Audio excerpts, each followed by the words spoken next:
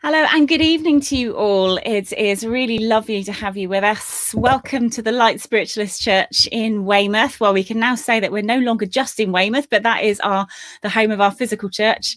But this is your virtual service. This is something that we started doing at the start of lockdown in order to keep our beautiful spiritual congregation together. And it's a perfect opportunity to bring some amazing mediums and speakers for a philosophy-only service where you get to hear about the riches that are part of the philosophy of this amazing understanding that we're all part of.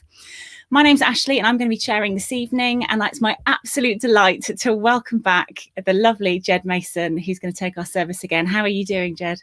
Hi Ashley, yeah, I'm fine, thank you. It's lovely to be back. Super. Really looking forward to it. It was such a remarkable service last time you came to service in the summertime.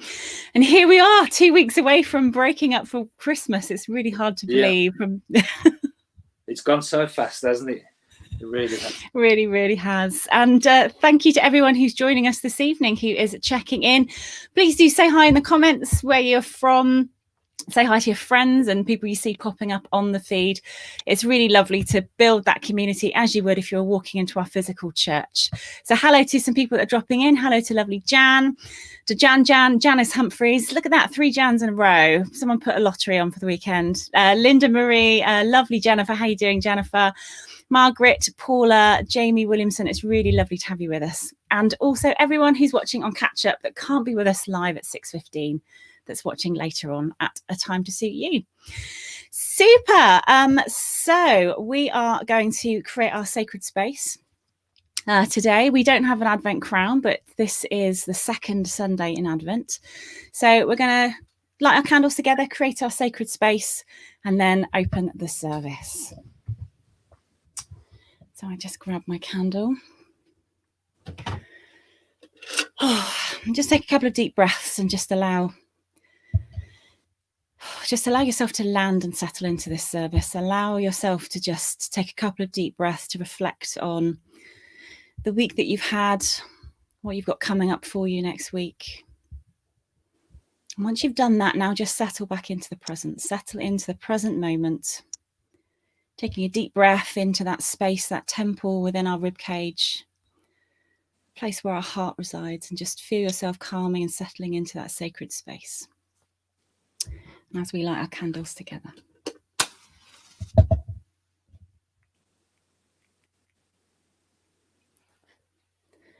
just feel your breathing changing, just feel your energy changing as you settle into that. And as we said, it's the second Sunday of Advent. And one of the things that I always associate with that. So last week, Reverend Lind spoke to us about the preparation, the making ready. And the second Sunday of Advent is about further preparation. And it's interesting that many of us are putting up our decorations, maybe doing the big spring clean, sorting things out, getting rid of things, clearing space. And that's exactly the energy that is around this at this time for the second Sunday in Advent. So the quote from St. John the Baptist is clear a path. So it's talking about clearing a path for that beautiful energy of Jesus to come into the world. And so what I'd ask you to do during this service is to just create that space to clear a path within you for whatever it is that you need to do in order to get yourself ready for the new year, for Christmas. Mind, body, spirit, whatever it is that you feel moved to do, clear that path around you for your own soul to expand into that space, being in the present moment, trying not to get pulled too far forward into anxiety, and just kind of reflecting with gentleness and peace on some memories of Christmases past, being kind to yourself and keeping that spirit of optimism and hope alive for the path becoming clearer for you. So with that in mind, I'm going to open the service now with our opening prayer to be followed by the Lord's Prayer. And so I'd ask you to join us in prayer, friends. And so we say, to all of our loved ones, to our guides and our helpers that work with us from the world of the Spirit, we would like to call upon you to be with us this evening, as you are every single step of this pathway. We ask that you can come and be felt around us as we share this sacred communion, this sacred time together, as we dedicate this small part of our week online together. in an act of coming together in spiritual community, where miracles truly can happen.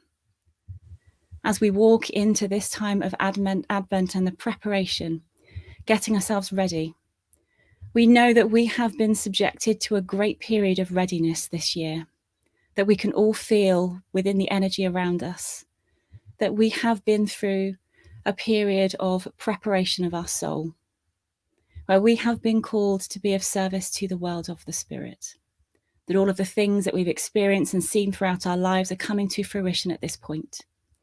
And we thank you for your presence of grace and divine protection around us. We would like this evening to look to those people that may need the path clearing for them and ask that they are brought into our lives in the right time and in the right circumstance, so that we can use those small droplets, those small seeds of wisdom that we've accumulated through our own spiritual endeavours to assist those people that may be in need. We ask to be made aware of the compassion of the world, so that we can come to that place of understanding where there is need within the world, where there is healing that is needed within the world, and use that compassion as our energy and our focus and momentum to move forward. For this evening, friends, we ask that you can come and be around us for this service of philosophy and healing and upliftment, that you can inspire us and bring those things to our minds that pertain to the words that we've spoken this evening. And we ask that all of those people that need to hear the words of upliftment and philosophy to receive their own message, to feel the presence of the Spirit, and to understand that these pearls of wisdom, the philosophy, the spiritual underpinning of our faith, is the bedrock that we will move forward together. And so we leave the service, as we always do, in your care and keeping, knowing that we are always divinely guided and protected. In your loving arms, so be it. Amen. And so, friends, we now say the Lord's Prayer together. And so we say, Our Father, who art in heaven, hallowed be thy name. Thy kingdom come, thy will be done on earth as it is in heaven. Give us this day our daily bread, and forgive us our trespasses as we forgive those who trespass against us. And leave us not when in temptation, but deliver us from evil.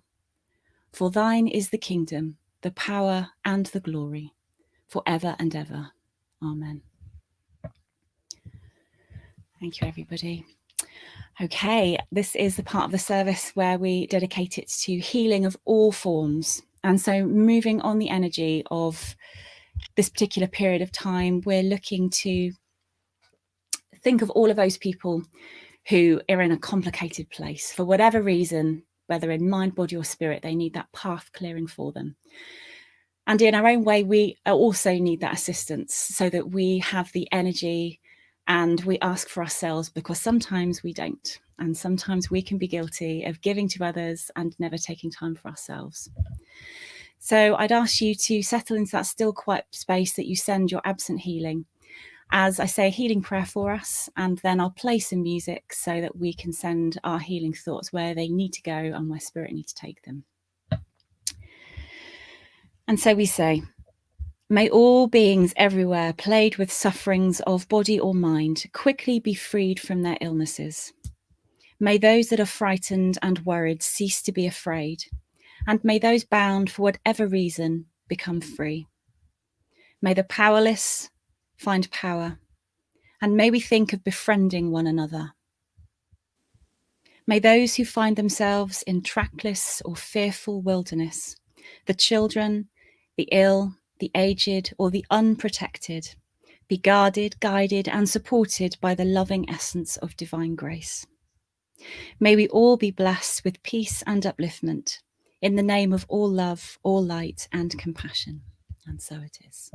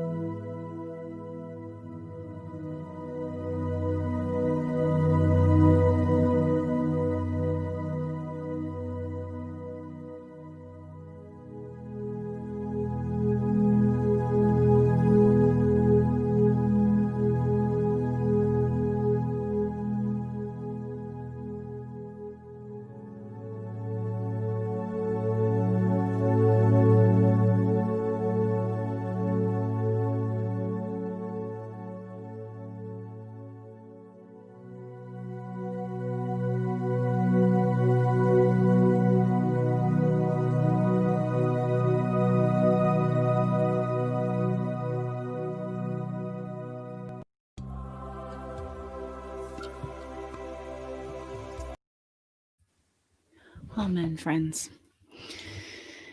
And so, Jed, it's my delight to hand over to you for our section of philosophy and inspiration. So what have you chosen for us this evening, Jed?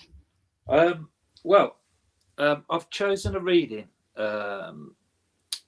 called The Butterfly Story. It was a couple of weeks ago that I was sat in contemplation with the spirit world, and they brought to my mind the image of the butterfly and of the process of metamorphosis that the butterfly goes through, and really the reflection upon transformation and change, and suffering as well, really in many ways. So I'll read this short reading, and then I'd be happy to share some inspired thoughts with you. Bear with me, I've got it on my phone. We've got all the mod cons today. Okay, so a man found a cocoon of a butterfly. One day, a small opening appeared. He sat and watched the butterfly for several hours as it struggled to force its body through that little hole. Then it seemed to stop making any progress. It appeared as if it had gotten as far as it could and could go no further. So the man decided to help the butterfly. He took a pair of scissors and snipped off the remaining bit of the cocoon. The butterfly then emerged easily, but it had a swollen body and small shriveled wings. The man continued to watch the butterfly because he expected that at any moment the wings would enlarge and expand to be able to support the body, which would contract in time. Neither happened. In fact, the butterfly spent the rest of its life crawling around with a swollen body and shriveled wings. It was never able to fly. What the man, in his kindness and haste, did not understand was that the restricting cocoon and the struggle required for the butterfly to get through the tiny opening were life's way of forcing fluid from the body of the butterfly into its wings so that it would be ready for flight once it achieved its freedom from the cocoon. Sometimes struggles are exactly what we need in our lives. Remember, nature needs no help, just no interference. There are processes of life, things we all go through. The struggles are a part of our journey and preparing us for what awaits. They are preparing us to unfly. Not to unfly, to fly. And that was by an unknown author. But like I say, excuse me, I found this reading after this reflective time I've had, and it sort of summed up to me really, the aspect of suffering really, and how we go through life, and obviously some suffering is self-imposed, some suffering is created through our choices that we make within our lives, but some suffering is a grace, I believe, from the divine. I'm not saying for a moment that there is a God that wishes upon us suffering. However, I believe that within our lives and within the journey of our lives, suffering is an integral part of our journey in order to mold us and to shape the soul in many degrees. My mind gets taken to a diamond, and we have this aggregate deep in the earth that gets compressed, under great force, and from that great force and that great compression, that bearing down of the power of the earth, is created this thing of beauty that can only really be created in that way. It's really, the suffering that we go through if we are able to, I believe, see it from a different perspective sometimes. I know that's not always easy, especially when you're in the midst of suffering. However, I believe if we can sometimes see it from a different perspective, we can hopefully see the growth and the learning that may be achieved through that. And like I say, I believe it really is a transformational process.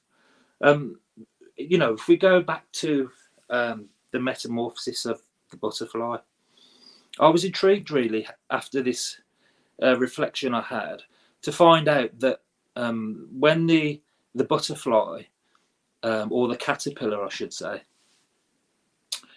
begins to, I imagine, to get that yearning and that withdrawing of the power within the caterpillar, and that yearning and being guided by the power to go into this state of the chrysalis. And I was intrigued to find out that within that chrysalis, that the physical form of the caterpillar is actually broken down into almost a primordial soup.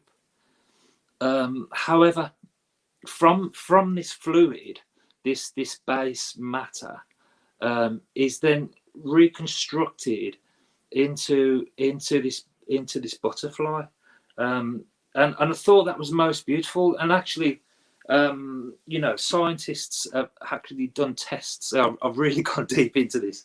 Scientists have actually done tests where they put some ethanol down for the caterpillar, and the caterpillar was avoiding this ethanol or something of this respect. And then once the caterpillar had gone through the metamorphosis and had come out the other side as a butterfly, they did the same test, and the butterfly still reacted to the ethanol. And I think really, I would Google that, and maybe you can get. I'm not a scientist by any means, but what that was showing me that even though the form of matter was broken down to nothingness, that consciousness and that spirit remained through that process. And obviously, we can use that metaphor, in that scenario when we look at the continuous existence of the human soul, and how we as human beings go through that same process of metamorphosis as we begin to leave this life and find ourselves on the shores of eternity. It's a beautiful thing, isn't it? Really, it brings us to change, transformation and change. They're not quite the same thing, however, they correlate with each other. We're going through a great period of change at the moment, aren't we? With COVID, and it's certainly been a period of suffering, and I absolutely believe a period of transformation in many ways as well. And especially at this time of year, as we've come out of the summer, we're coming to the end of autumn now. However, we see these cycles of change manifest within life all the time, don't we? We see this same withdrawing of the power within, where nature itself is beginning to go into a period of change and of withdrawing. This period of what could be called sleep in many respects, gearing up again for the rebirth and for springtime. And really, it's a surrendering really to these natural laws, and the natural flow of the power that enables us, I think, to, if we can see these things within life, these times of suffering, and sometimes, as I say, they're self-inflicted times. However, the other times, of suffering and change are the ones that we can't really do anything about. And it's these times, I think, where we have to really surrender to the flow of that power in our lives, and try to see what direction that suffering at that time and that change within life is going to mold us into. It reminds me of the great prayer, the Serenity Prayer.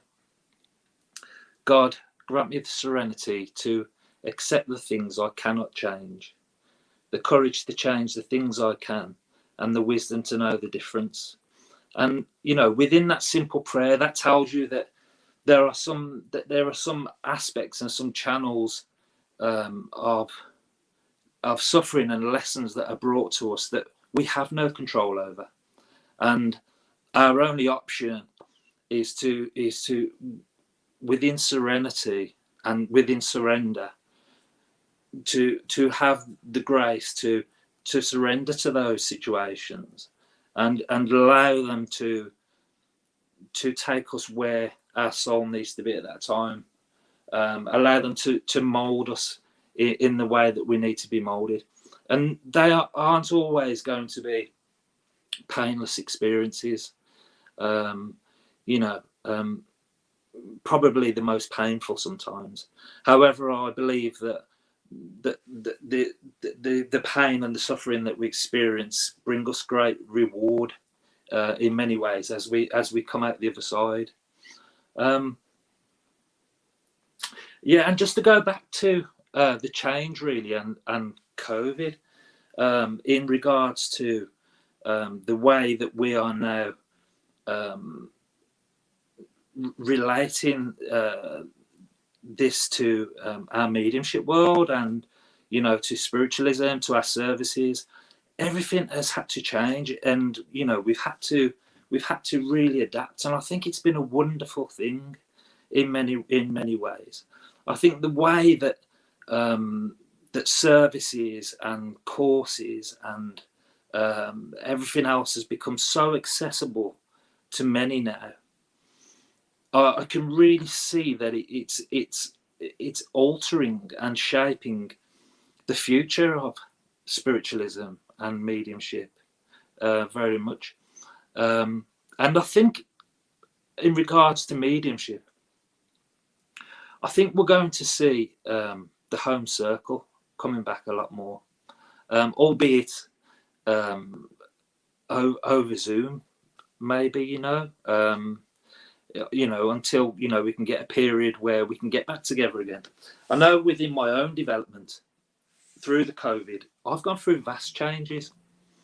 Coming up to the summer of last year, I was very much working in an evidential way, and my mind and my mediumship was geared up very much within myself in the aspects of evidential mediumship. And through this period of lockdown and COVID since last spring, I found myself falling back into the old states again. This was something I explored many years ago, and I found myself with a wonderful sitter that we sit weekly, over Zoom, and it's been a wonderful time, and it's been a massive learning curve, and again I can see within the process of my own mediumship where that metamorphosis has happened, where the power is withdrawn, and the blending is something that's very internal at the moment, and then obviously gets expressed through the word, and other aspects of that mediumship.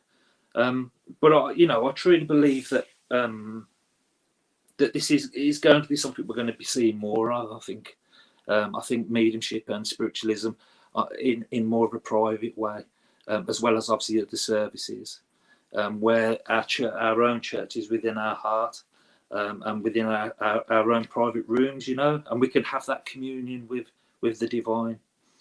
And it also brings me to the transforming aspect of mediumship, where I think possibly the main reason, or should be one of the main reasons of mediumship, is actually to transform the medium.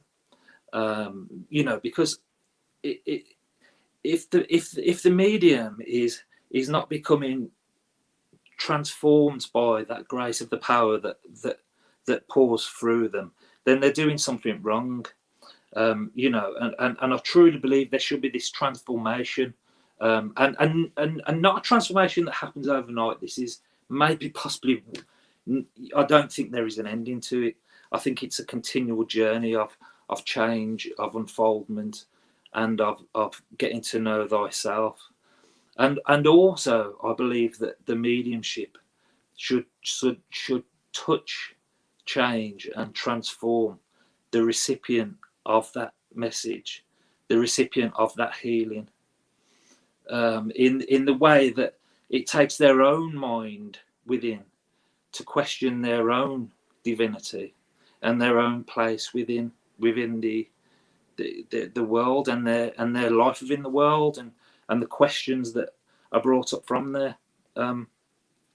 So this transformational power that we see in all aspects of life, and this surrendering to that power and that creating with that power, is a special thing that I hope people will take the time to think about and reflect upon. I'm going to end this address with a short quote by the late Glyn Edwards, which I think sums up very much what we've been speaking about, really. And it goes like this: in the course of my development, I have come to realise how our individual spirit, nature, the spirit world, God, are continually creating, and how by participating with this activity, we become co-creators with the creative powers of all life. Glyn Edwards. Thank you. Wonderful, thank you so much. And the cherry on the cake was having a lovely piece by Glyn at the end there. Thank you so much. I just want to say, and I didn't tell you this before we started, but I too, when I was sat having my quiet time with Spirit today, talked about butterfly, and the exact same thing, that actually is all in, it all happens in the power of the darkness. When it is most dark, that is when the biggest leap forwards happen. When it seems as if everything is kind of breaking down and dying and shedding and dissolving, that's when it all can be reconstructed in the way it needs to be. So thank you so much for giving me an amazing message. It was beautiful. Thank you. And lots of appreciation for your beautiful philosophy. I love how you kind of bring it all together. Thank you so much. And I completely agree. And many people are talking about this, how the period that we're in now is a big transformation for the power of that home circle. The kind of the small groups of like-minded people being able to support each other and affect real change. Now technology is supporting that, isn't it? You physically don't have to be able to drive miles and miles and miles to get to a circle. It's wonderful. It's been a very strange time, hasn't it? This lockdown period, this COVID period. But I think you can't not be shaped and changed by it. And obviously, there's a lot of negative aspects to it, but there's also massive positives that have come from it as well. I mean, especially in a development way. I've never been one really for developing within groups, etc. Right. I've never really been one for going mad, taking lots and lots of services, because for me, and this is me personally, everybody is different. But for me personally, the intimacy and the privacy of that relationship with the spirit world at this stage in my life, and at this stage in my unfoldment. I mean, my unfoldment's been going for 15 years, and I still, I still hold at the highest pinnacle of that. Is that intimate relationship with the spirit world, and that cooperation with them, and I truly believe that by taking things within again into the privacy of my home, and we're trying different experiments. Obviously we're unfolding the altered states, and the trance speaking at the moment. But we're also going to be trying some different experimental sessions as well. Where we're going to invite the spirit world to overshadow me. And we're going to sit within subdued conditions and really see what can be achieved through the mediumship, and just experiment with the spirit world, and that to me is so sacred. And I very much hope that at some point the spirit world make some form of progress, and we'll see where that journey leads, in the future. However, the key, I think, is to go in with no expectation, with an open heart and an open mind and an open book for the spirit world, and say, here we are. We wish to work with you. You are our friends and our inspirers, and we love you. And to go in with that attitude, and just to see what can be grown from that process, really. So it's interesting times, and like I say, due to this has all really come about due to the COVID and the situation there. Because I mean, my sister lives in Wales, for one, and God bless her. She gives of herself for the spirit world and for my unfoldment, and it's been a really interesting time. So I'm excited to see what comes from that, really, which is all good. Thank you, Jed. Do you know, I'm excited to hear more about that as well, and more about how your journey's going to go.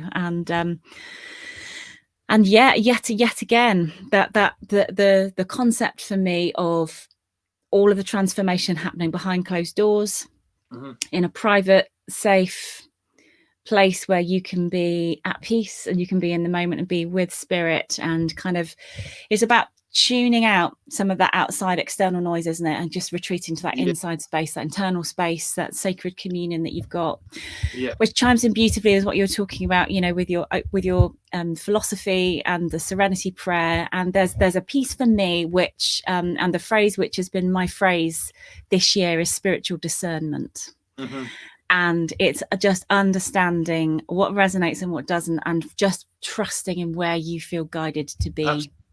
I mean, there's a complete mismatch of information out there, isn't there? And there's I can imagine as a newcomer to this movement, and especially to mediumship development, there is a wealth of truth and there's a wealth of untruth, and I can imagine it's a very confusing road, and like you say, you have to be very discerning, but I think as you go along, you can see quality from you can see truth from untruth, can't you? There's some wonderful things online, and and opportunities, and there's some wonderful courses and tutors. I've actually gone back to an old tutor at the moment, funny enough, and I'm studying under Matthew Smith, which has been wonderful, because I spent many years studying under Matthew before, and then and then didn't study under him, and I've ended up going back and studying him for a brief period again, which has been great. So really, I think it's finding the right tutors and the right teachers, and like you say, using your awareness and your intuition to feel the truth within things, and cut away the dross and the and you know, sort the wheat from the chaff, isn't it? And I don't know where I'm going with all that, but I agree, absolutely agree with what you're saying. Yeah, have discernment, definitely. Absolutely, absolutely. Well, Jed, thank you so much for a marvelous service, and thank you again for that beautiful philosophical message. And a couple of people have also said that the story of that butterfly and that particular piece just touches something within all of our soul. It's that I call it a bone memory. It touches into something which is deeper than our own present consciousness can understand.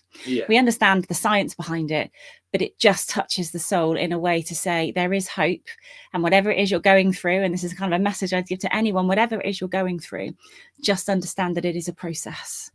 It is a process, and there's always someone. I love the analogy of the man watching the butterfly, urging the butterfly on. And I very much was feeling, wow, that's what our spirit friends must be like, just watching us toiling away, thinking you just have to be patient and understand it's part of the process, and they're not going to interfere with our lives, because that takes all of our power away. So beautiful. Thank you. Oh, wonderful. Janice Humphreys, you've nailed it. Hello, Jan. Hope you're doing all right. Strange how we go backwards to go forwards. Yes. Oh my goodness. Jan, perfect. Thank you. Right. Well, we've come to the end of our evening. I could talk to you, Jed, and your gentle explanations are beautiful. Thank you so much. I'm going to hand over to you to close our service down for our closing prayer, and to let you know, for those people that are going to be joining us next Sunday, that our medium is the lovely Angie Freeland, who's going to be joining us for an evening next Sunday. That's the 13th. So Jed, over to you. Thank you so much, and I could ask you to close our service down for Of course, you're more than welcome. Thank you. Friends, if you could join me in the silence, please, as we close this service. Heavenly Father, Divine Spirit, how we have been blessed with your grace and your power and your love that has pervaded our hearts on this evening. Father, thank you for the power to bring the inspirers and our loved ones close, to share this time of reflection and love within this church. Father, thank you for the power to enable the bridge of understanding to cross the pool of reflection. And we ask that this service may be closed in your divine light, in your divine love. And Father, if we find ourselves in periods of suffering, may we know that your power and your light is within each of our hearts. And may your light up our darkness and show us the way forward in progression and understanding. Amen. Amen. Amen to that. Thank you so much. Beautiful service, Jed. Thank you again for coming and taking our service. It's a delight to have you back once again, and best of luck for your endeavours in your home circle. Wonderful. Thank you. Thank you for everyone who's joined us this evening, whether you're watching us live this evening. There's been loads of people joining us. Mary and Debbie. It's good to see Debbie, Jan, Mary, Helen. My goodness, loads and loads of you. Thank you so much for joining us. And if you're watching us on catch up, don't forget that we have another service next Sunday with Angie Freeland. So do tune in and watch that one if you can. Go well, friends. Reflect. So much to reflect on this evening. Go well. Keep yourselves safe. And we will see you next Sunday. Cheerio for now. Cheerio. Bye. Bye. Bye. Thank you.